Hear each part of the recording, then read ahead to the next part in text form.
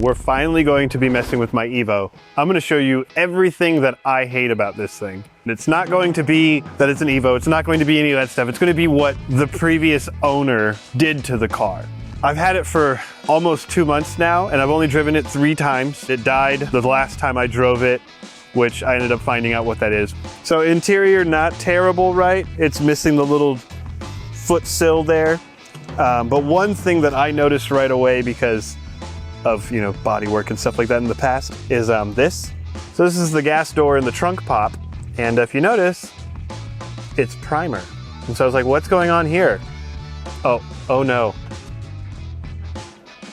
So someone sprayed under the carpet, complete primer, just shot over everything. One of my fog light block off plates fell out, and this is, I just found RTV and whatnot holding it in. The bottom of the seat, that's literally where, like if I sit in it, it back here, but this is some 5/8 particle board, I'm guessing, or what, or plywood, something like that.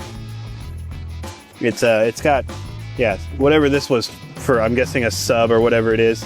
This isn't really confidence boasting that there's a cam or crank sensor hanging out in the trunk. It was nice to look back here and not see that like the quarters had been smashed as far as I could tell right now, but you never know with these. The engine bay with some problems.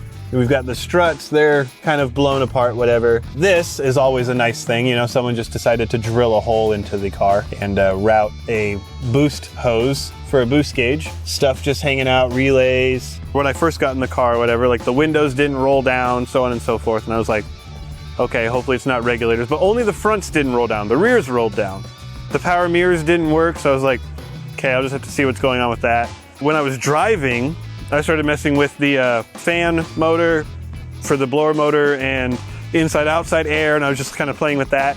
All of a sudden, I kind of lost power. And then over from the passenger side under the dash, I just see smoke coming out from under the dash. I found out that 3 of the 30 amp fuses in this fuse box in the engine bay were blown. One of them was for the power windows. That made sense, why my windows don't work. One was for the engine and the other one was for one of the fans. And I was like, wait, why is the engine fuse blown? And so I just tell one of my friends what happened, and he was like, do you have aftermarket coil packs? I was like, I don't know. So I looked at them. They don't really look OE, they could be aftermarket. I see no numbers on them. While I was looking at them, I looked over here and I was like, why is that? Oh, that's just a bare wire. Oh, that's just a bare wire. And then I looked down here and I went, wait, that's melt. Oh, that's just a bare wire. And so whatever happened with this coil pack, internal, whatever it was, some short happened and it melted the harness all the way down here. And then while I was looking, I was like, oh yeah, wait, I forgot it had this. What kind of aftermarket manifold does it have? This isn't an aftermarket manifold. Why does it have a weld? What? There's a bolt over here, but there's a welded spot over there. Down here on the turbo, that's the actuator for the wastegate on the stock turbo. Why is it welded shut? Oh, they just drilled a hole and put this in and wanted an aftermarket wastegate for whatever reason, which is hilarious because they're not using a boost controller because there's nothing going to the top of this, which means it's only on 6 PSI and stock is like 14 or more. So they just wanted to make the car slower? I don't know, it's really weird. So I'm gonna start taking all this apart to find out how far this went down, and then I'm gonna have to open everything up and find out how many wires got melted because one got melted.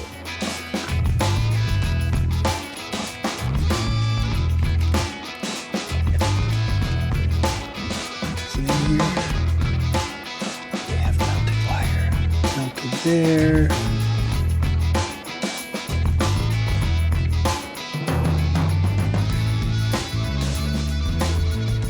So it is a black wire, which I wasn't sure what color it was because it was completely melted. But that usually would be a sensor ground, so we'll have to see what that ends up being. Yeah, there it is.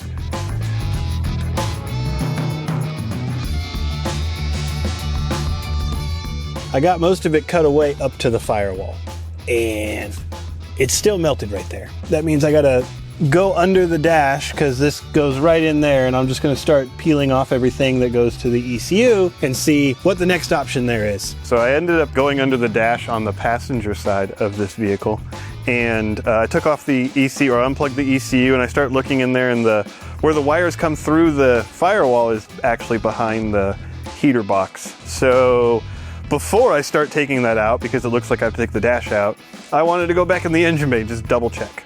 I don't know how well you're gonna see this, but I did cut back more, and this is the rubber, there's the little rubber grommet that goes through the firewall right there. And I did peel it back, and well, while I was checking, I broke the wire. So it's very brittle. But it does look like it goes straight back into all that. And then I actually found out that it did burn through on this wire, which goes up here. And I'm guessing it's this one, because it's the same color. There are two of these, and there's another connector with that same wire, but this one goes to whatever this silver box is back here. I'm gonna cut all this open and see if there's anything else that's touching. And then one thing that I did notice was the 3 wires that go into this connector.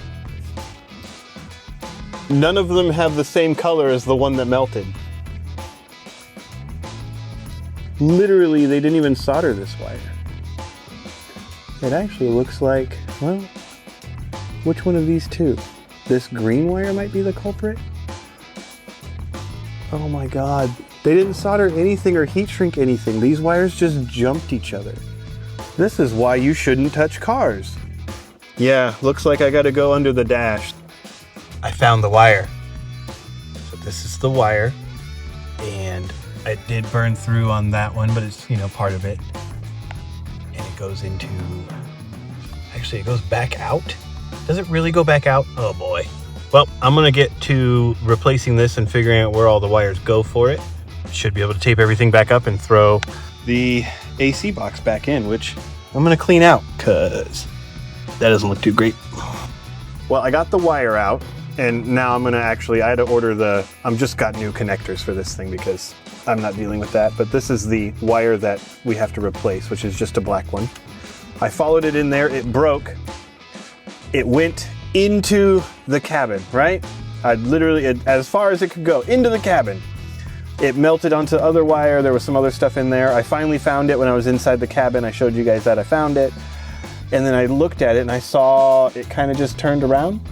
And so once I broke this free, I pulled it out and look, it goes this way. Unfortunately, we have to end the video without anything actually getting done. I had to order a bunch of stuff. I do have new coil packs. They're actually just used OEM ones. I have the new turbo that's not welded, and all the other stuff had to be ordered for this because, of course, O'Reilly's doesn't have it in stock. They need to step up their game. If you're watching O'Reilly's, I need some EVO 4 parts. So everything's gonna get here probably later this month. So thanks for watching. I'm still up in the air about this being the worst one out there for EVO 4s as they go, but I think it's probably top 10.